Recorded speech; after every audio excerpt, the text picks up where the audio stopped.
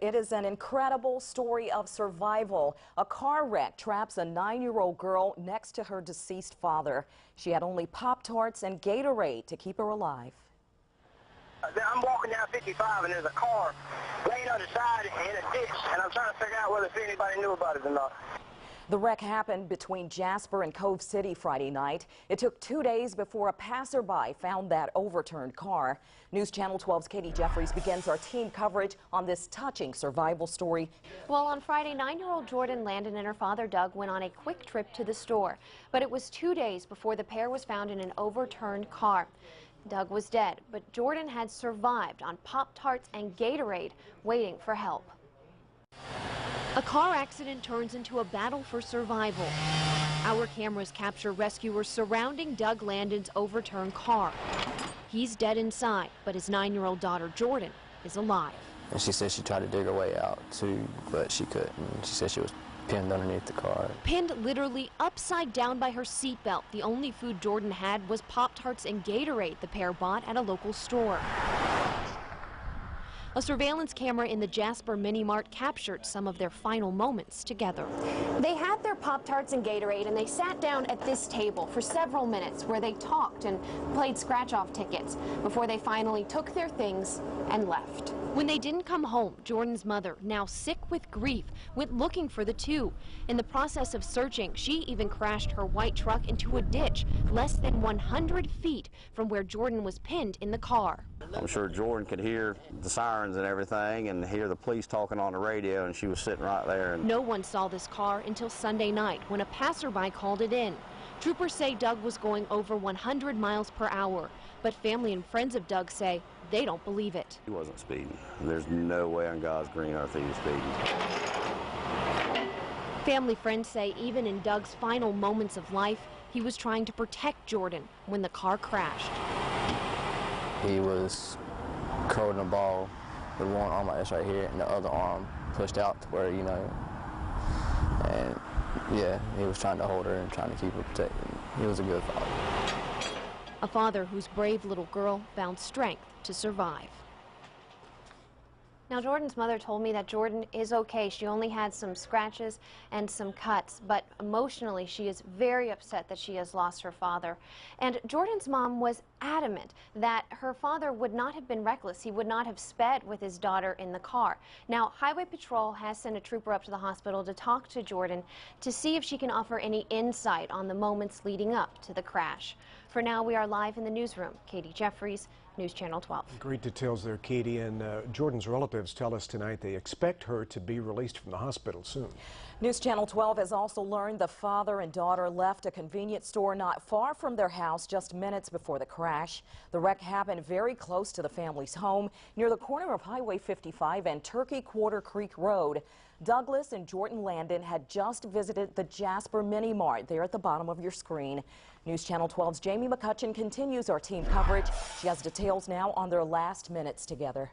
Val, that Jasper Mini Mart is just 2 miles from where the crash happened. Jordan and her father stopped there Friday night before heading home, and in that time, we get a look at the love and the everyday last moments between daddy and daughter.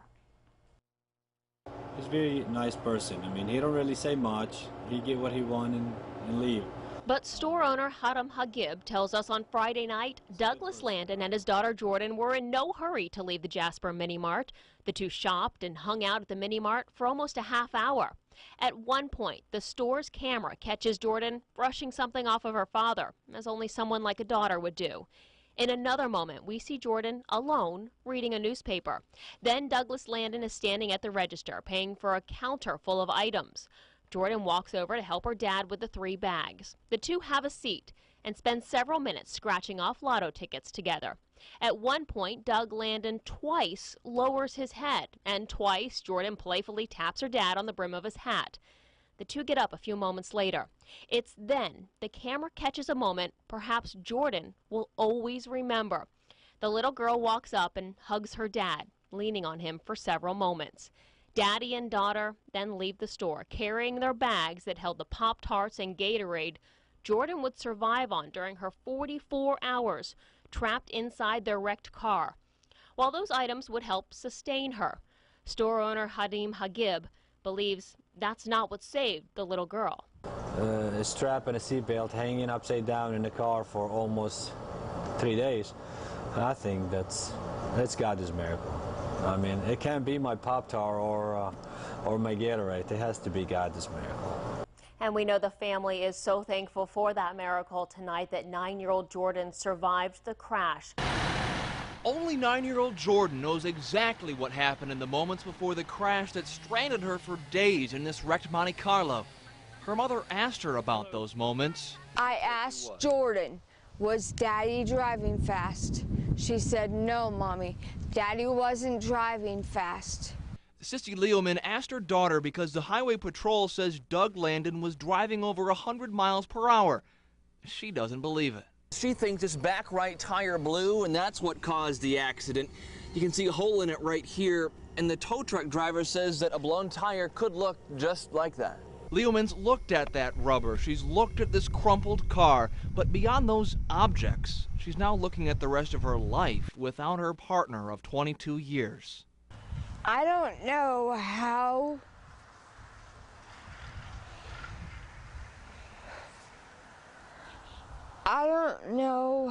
to go on without him. I don't know how to get up without him. She struggled during our interview. Are you okay? People by her side say she's been up for 4 days. I don't know how to be a widow. I don't know how to be okay. I don't know how to make my children okay.